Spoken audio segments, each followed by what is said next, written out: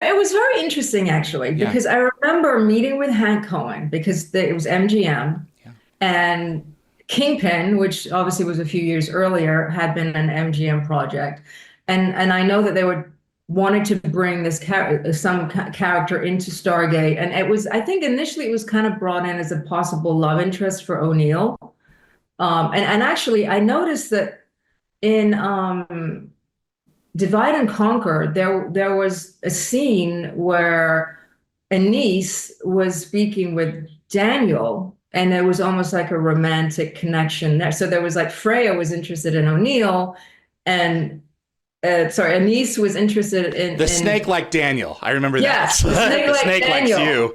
But they didn't really take it anywhere. I mean, basically, I was like turned down by O'Neill. But no, and sorry, to go back to the to your question.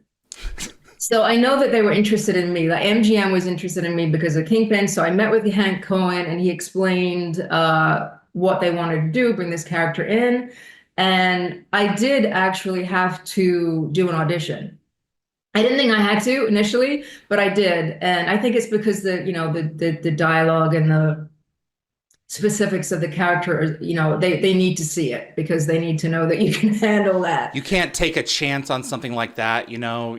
especially it you know who you want, and then it's like, okay, let's just make sure, and then let's Yeah, move forward. can they execute it? Because Yeah. it is different. Like, if you haven't done sci-fi before, it is a different kind of thing. And so, I do understand why they have me audition. But the whole thing initially I thought was an offer, but then they sort of turned it into a different thing. But to be honest with you, between you and me, I don't think they liked me very much.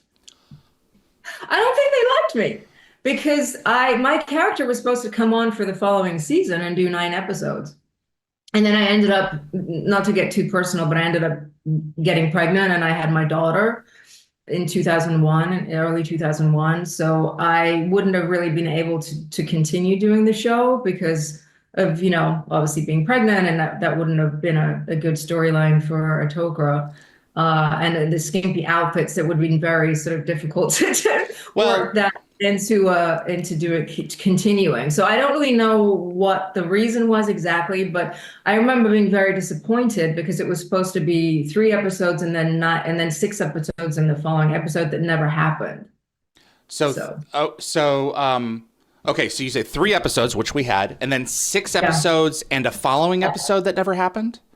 That was the contract. It was to do 9 episodes, 3 episodes, and then in that season, and then 6 episodes in the following season, And and that then never happened. and I then see. possibly more. So Okay, it was so you kind of signed like up before frame one for 9 shows.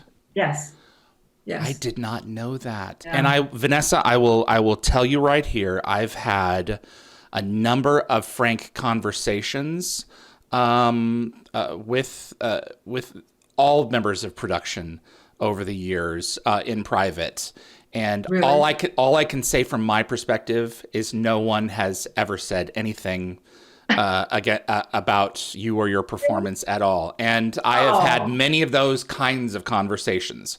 So from okay. my perspective, I mean, can I know for sure? No, but I don't think so. We loved you. I can tell you that right now. The fans Thank sure did. you. I mean, this was Thank you. an intelligent, attractive woman who was a strong counterbalance to all of the members of our team, as a pseudo kind of adversary. Yeah. And you had to play that on a knife edge, I would think, to make sure not to come off as Unlikable. uh, that wasn't what I was going for, but I suppose, but Yeah. also more like threatening. Yeah. Do we want to still be dealing with these people? So I Yeah. did not know about the episode count. So that's interesting.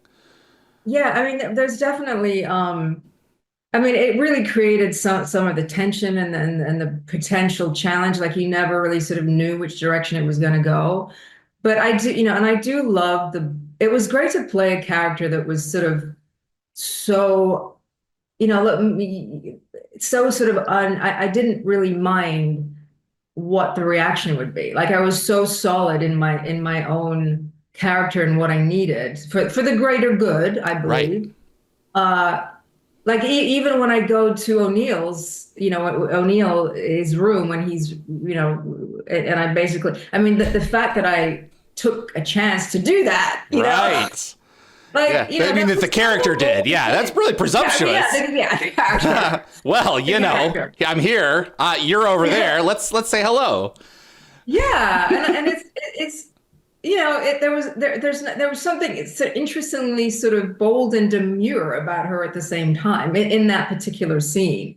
So she was great to play. I mean, outside of just the difficulty of learning the dialogue really well.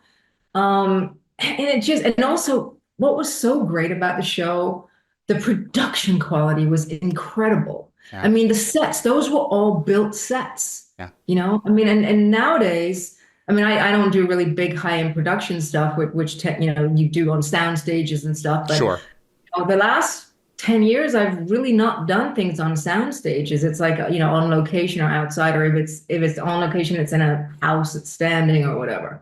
And there's something about walking onto a sound stage with these incredibly elaborate sets, and the costumes were beautiful. I mean, they were so beautifully made, and you just don't see that today. I mean, I don't see that. I mean, maybe it's going on, and I'm sure that there are a lot of productions that have really high-end everything, but like I haven't been a part of those for a long time. But this was a big part of a big example of something great in your career that was well made. So when you, as an actor, when you walk onto a set in your costume, in your beautifully crafted costumes, in this incredible set with wonderful actors who are all, giving 100%, it just is an experience that you don't have every time. And I really feel so grateful that I got to experience that, really.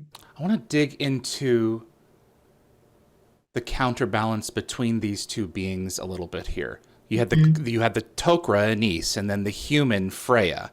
Yeah. I got the impression that Anise was much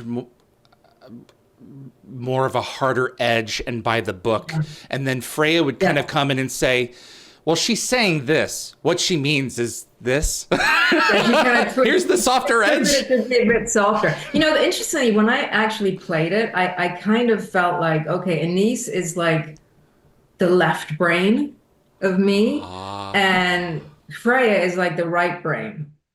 And I'm a very right brain person as a person, as Vanessa. So I kind of approached it almost like Anise is just is the more analytical, the more scientific, the more like less emotional, like more even keeled. That's just really no nonsense. And then Freya is, has a little bit more of the creative right brain kind of sensitive part of her. And it was interesting in Divide and Conquer.